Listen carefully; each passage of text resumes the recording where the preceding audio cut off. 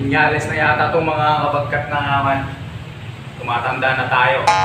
Well, hindi naman natin mabibigilan. Gusto ko nga tumanda eh. Kanina, nung namamalengke ako, iniisip ko, bibili ako ng palaya kasi pangsaw ko dito sa munggo. Lulutuin.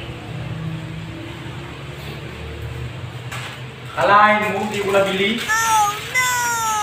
Pero nakabili ako ng tutanghon. Kasi lutong Ilocano nga. Tutanghon salad at ampalaya. May munggo. So ito, tutanghon lang nabili. Pero lalagyan natin siya ng pritong bangus.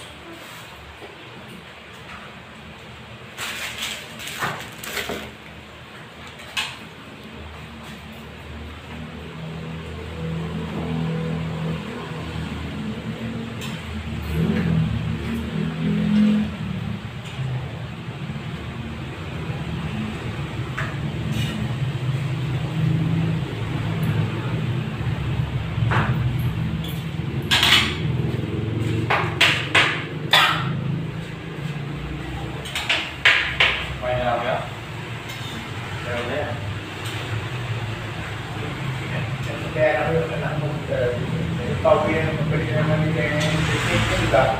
Ayaw, mag-uwi na sila. Kaya pa, ayun. Pina-keso na eh, ma'am. Ngayong gabi.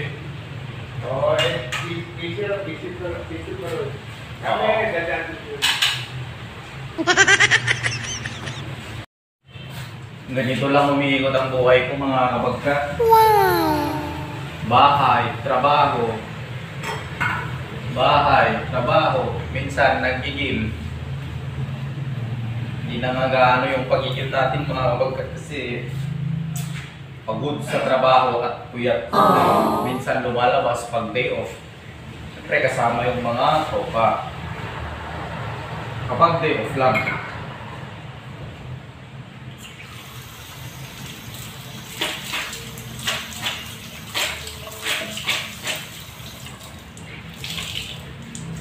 Mahirap din ang mag-isa mga kabagkat.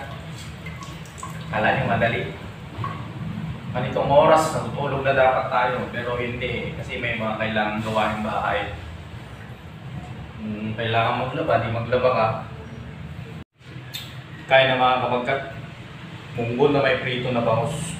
Na may sutanghon. Eh walang pala, nakalimutan natin. Ano yung magagawa? Eh, ito na lang. Sarap naman. Panalo.